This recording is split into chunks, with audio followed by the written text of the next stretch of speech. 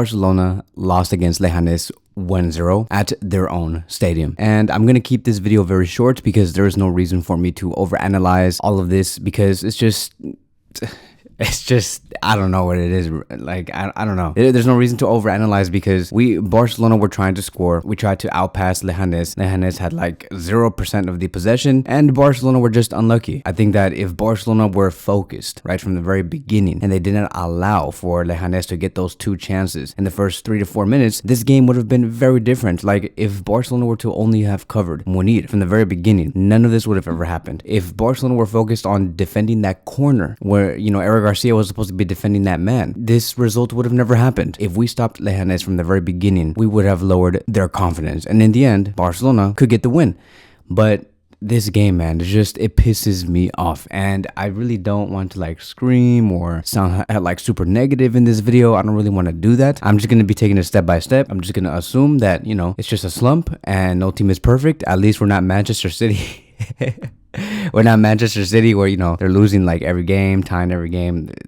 I don't know. Like, I think last time they won was like 2 weeks ago or something like that. But yeah, at least we're not Man City. But this is just atrocious. It is embarrassing. It is offensive. It is, what offends me more than, when seeing Madrid play? What offends me more is to see Barcelona play like this, knowing that they have the capability to play well and they have the quality. Like there's no excuses. There's no excuses for us to not score, right? There's no excuses. We have Rafinha, Lamine Yamal, Lewandowski. We have Pau Victor. We have Ferran Torres. We have Gavi, Pedri, Casado, Balde, Jules Koundé, all who are capable of scoring. But for some reason, the ball just did not go behind the net and they were just unlucky and that's it. But the Barcelona were unlucky because they did not concentrate in the first 5 to 10 minutes. Like, what the hell was that, dude? What was that? Why do you invite Leganes to get into the game in the first 5-10 minutes? Why can't you just wake up? Why can't you guys just I was gonna say something very out of pocket, but I don't want YouTube to like ban me, but just, I don't know, bro, like inject yourself with something like steroids or something so you guys can just come in here aggressive from the very beginning, score your 2 to 3 goals in the first 20 minutes and that's it, done. Like, it's not that hard. The Barcelona that we saw back in October,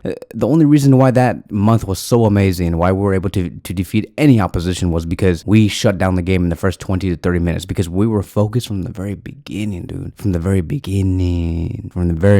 And they lost that. For some reason, Barcelona lost its fighting spirit and they gained their fighting spirit in the last 10 to 15 minutes, knowing that they're like 1-0 down or they're 1-1 tie. And I'm like, dude, like, what's the whole point of that? Why couldn't you just bring that all game? And if not, at least bring in the first 15 minutes to shut down this game, right? Like, am I wrong here? Like, that is how Barcelona should be playing, is score as many goals as you can in the first 20 to 25 minutes and shut down any team. I don't know why Barcelona looks so disinterested in the first 30 minutes. I don't know why. And I don't want to hear any excuses about, it's because Hansi Flick was not there on the side and they had the assistant coach, and if Hansi Flick was there, it would have been different. No, like, whether Hansi Flick was there or not, like, Barcelona were like this before. And they have been doing this since the beginning of November. So I don't understand. Like, I'm trying to look for answers, but I don't even think I have answers because none of us work in Barcelona. I don't know what they're talking about, but for some reason, I think that they're very much prioritizing the Champions League. Like, am I wrong for saying that? But like, they are prioritizing the Champions League, because how can you play so well in the UCL and then do this against Leganes at your own home? You guys, like, this team under Hansi does not bring as much focus in La Liga compared to the Champions League. I'm not saying that they don't bring any focus and they're not interested in La Liga. I'm not saying that. I'm saying that they're not as focused compared to the Champions League. They're not as focused. Rafinha plays better, Lewandowski plays better, Lamine Yamal plays better, Gavi plays better, Pedri, Casado, they all play better.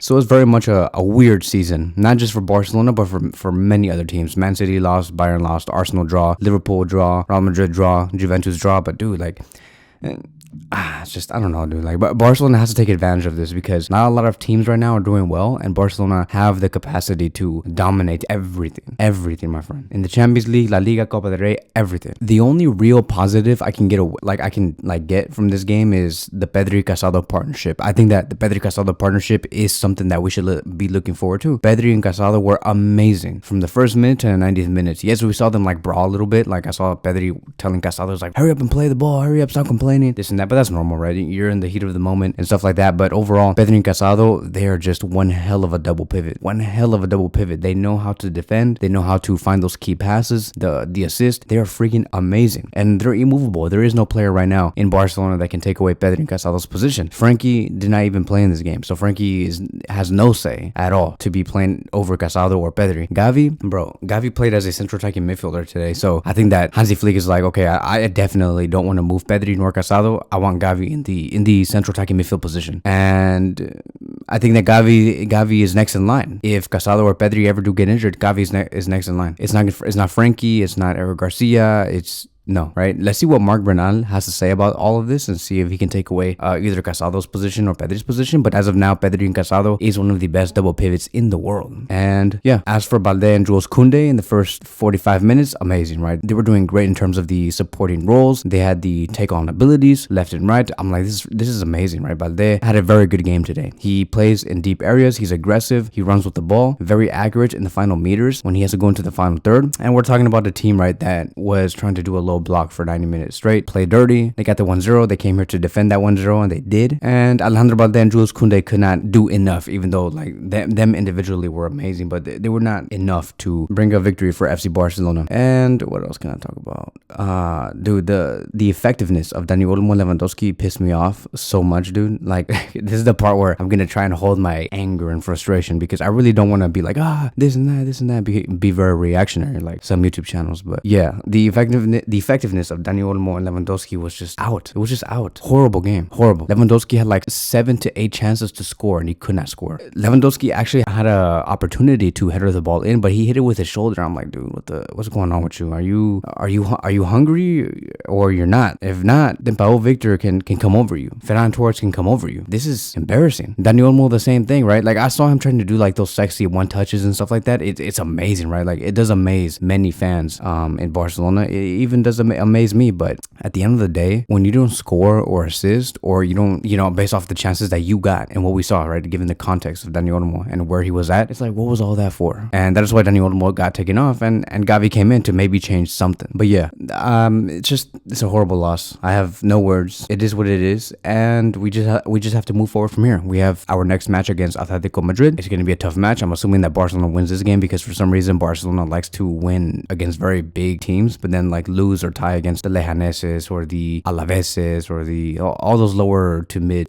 table teams. I don't know what this team is doing, but that is it, right? A lot of you guys were saying, oh, Kevin, Hansi Flick's football is more attractive and better than Xavi Hernandez and this and that. You see what happens when your defense leaks goals? Things like this happen, right? With Xavi, even though yes, we were much more conservative, right? We were not as high risk with the ball in terms of the attack. We still only allowed like 1 goal per like 3 to 4 matches. That is how good that defense was, and that is the reason why we won La Liga that season. If we continue to concede goals like this, we're not winning La Liga. So it's like, do you want to be conservative and score less, but solidify yourself as a winner in the league and get yourself more points? Or do you want to play high risk, high reward, super sexy football, but jeopardize your position to win La Liga, right? So you have to pick and choose. What do you want? For me, right now, I would much rather play more conservative. Yes, a little maybe slower football compared to Hansi Flick's, but guarantee us the league title because we need the league title. I have already said this and I'm going to say it again. The league title is mandatory. We must win this every season. I know that all of you guys are saying we have to win the Champions League because we haven't won it since 2015. I get it. I understand that there is more excitement to win the Champions League. But dude, I'm telling you right now, if you prioritize the Champions League over La Liga and you continue to lose points like this,